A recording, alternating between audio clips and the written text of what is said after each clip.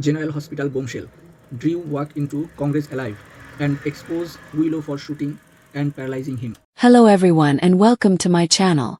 I hope everyone is having a wonderful day. Before we begin, please hit the subscribe button and give this video a thumbs up. Willow Tate Kane stood in the heart of it all, clothed in a cut blue suit that exuded professionalism and poise. Her hair carefully pinned back, and a small American flag pin glittering on her lapel. She had gone a long way from the quiet nurse in Port Charles, the lady who had battled leukemia and rebuilt her life piece by piece. Now, she was assuming the role left vacant by her husband Drew Kane, claiming his congressional seat in a move coordinated by powerful forces she could no longer avoid. The presiding officer's voice resonated throughout the room as he summoned her forward. "Willow Tate Kane, please raise your right hand." She did, her face placid, but her heart pumped with a mix of triumph and dread. Jens Sidwell sat in the gallery, his eyes fixated on her, filled with the chilly satisfaction he usually felt when his schemes came together. He had made this possible through blackmail, threats, and the paralytic medicine that left Drew trapped in his own body as Willow rose to power. She had shot her husband, watched him collapse, and then gave an injection that simulated a fatal stroke. It was meant to be the end of Drew's intervention and the start of her independence from Sidwell's control. However, freedom came at a cost, and she was paying it today in public. As the oath began, "I, Willow Tate Kane, do solemnly swear," a murmur echoed around the chamber. Heads turned. A figure proceeded calmly down the aisle, unassisted, with purposeful and firm steps. Gasps spread like wildfire. Drew Kane, the guy everyone thought was crippled and helpless in a hospital bed, walked up to the stage. He appeared smaller, his face carved with the strain of weeks in captivity, yet his eyes were filled with clarity and fury. There was no wheelchair, no nurses hovering over him, and no evidence of the alleged locked-in syndrome. He had broken free in some way. Perhaps the drug's effects had worn off, a compassionate doctor had intervened, or sheer resolve had pushed him back from the brink. The specifics didn't matter anymore. What mattered was his presence, which rang through the ceremony like a thunderclap. Willow's voice faltered in mid-sentence. Her palm trembled as she lowered it slightly, leaving the oath unfulfilled. The presiding officer halted, perplexed, gazing between her and the approaching man. Sidwell's serenity snapped for the first time anyone could remember, and his knuckles whitened on the armrest. Willow's mind raced. How had this occurred?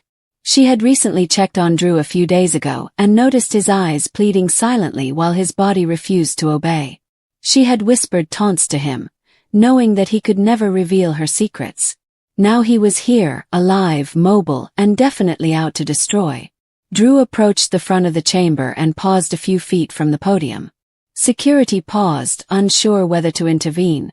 This was a lawmaker, not an intruder. The entire room fell silent, astonished. Drew's voice, hoarse from overuse yet steady, broke through the hush. "Before you finish that oath, Willow, there's something everyone here needs to know." He turned to face the packed crowd, cameras flashing frantically and reporters scrambling for their phones. "My wife, the woman about to be sworn in as your representative, is the reason I have been absent. She shot me. In the background. When it didn't work, she injected me with a paralytic substance, keeping me quiet and confined while she took my congressional seat." Collective gasp erupted. Willow's face had lost its color. She backed away from the microphone, as if it had burned her. "Drew, this isn't... You're not well," she said, barely audible. But the words sounded hollow to her. Drew ignored her plea. He continued, his tone calm but tinged with the anguish of betrayal. "She collaborated with Jens Sidwell, the man who has been pulling strings in the shadows. Sidwell provided the medication. He blackmailed her into this position because she was more valuable to him here than I ever was. They planned it together. My incapacitation and her ascension.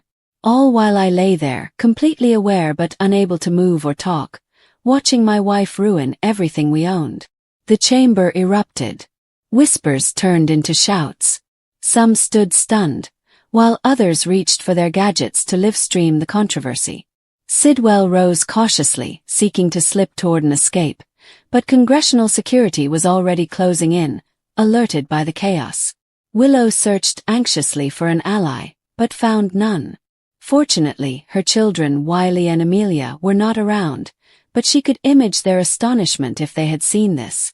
Michael, her ex-husband, would be watching somewhere, possibly with grim satisfaction. Her mother, Nina, would be appalled. The life she had attempted to construct, the redemption she sought after so many mistakes, disintegrated in real time. Drew drew forward, his gaze fixed on Willow. "You disassembled my life piece by piece. You used our marriage and family as stepping stones. You believed you could bury me alive and walk away unharmed. But the truth does not remain hidden, Willow. Not when it's so ugly." Her eyes welled up with tears, but they weren't from terror. They were filled with sorrow, which was too late to matter. She had excused Drew's betrayals, affairs, and fixation with power. She had told herself that the gunshot was self-defense, and that the drug was a better option than death. But standing there in front of the world, the excuses fled. She had crossed lines that could not be uncrossed.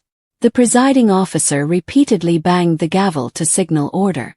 "This session is suspended pending investigation." Security stepped in, softly but forcefully taking Willow away from the podium. Drew did not resist when officers approached him for a statement. He was prepared to face whatever happened next. Reporters rushed forward, microphones wielded like weapons, queries overlapping in a frenzy. "Congressman Kane, how did you escape? Mrs. Kane, do you deny these allegations? What role did Jen Sidwell play?" Sidwell was trapped in the gallery, with no way out. For a man who thrived on control, losing it was terrible. Drew's tenacity was overestimated, as were Willow's fractures under strain. On paper, the strategy was perfect. Drew was neutralized, Willow was placed as a puppet, and Sidwell's influence reached the halls of power. Now it lay in ruins, exposed in the most public way possible. Willow cast one final glimpse at Drew as she was led away. Their gaze met over the tumult. There was no love left, simply the ashes of a difficult relationship. She had believed that power would heal her wounds and give her the control she desired after years of illness and loss. Instead, it stripped her bare. The celebration intended to commemorate her ascendancy became her undoing. The oath she never took hung in the air like an incomplete sentence. Outside the chamber, news alerts blared across screens throughout the country. Congressional swearing-in turns explosive. Wife accused of attempted murder of husband. Port Charles would be buzzing for months, the scandal reverberating across the small hamlet where it all began. Friends and adversaries would scrutinize every moment, every falsehood. Drew stood in the storm, finally free in body and voice. He had lost his seat, perhaps his marriage, and possibly even bits of himself in the trauma. But he'd recaptured the truth. And in the world of General Hospital, where secrets rarely remain concealed permanently, that was the most significant win of all. The consequences would be tremendous. Investigations would begin. Federal agents, ethics committees, and possibly even criminal charges. Willow's nursing profession and image as a survivor have been damaged beyond repair. Sidwell's empire would be scrutinized like never before. And Drew? He would have to rebuild gradually, surrounded by those who believed in him. As the chamber emptied and the cameras continued to roll, the story evolved.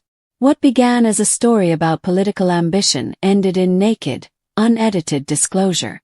Betrayal, vengeance, and redemption, the threads that had woven through their lives for years, unfurled dramatically beneath the bright lights of Washington. No one got away unscathed. And the city of Port Charles, far away, waited to absorb the shockwaves of a scandal that had begun in its quiet streets and erupted on national television.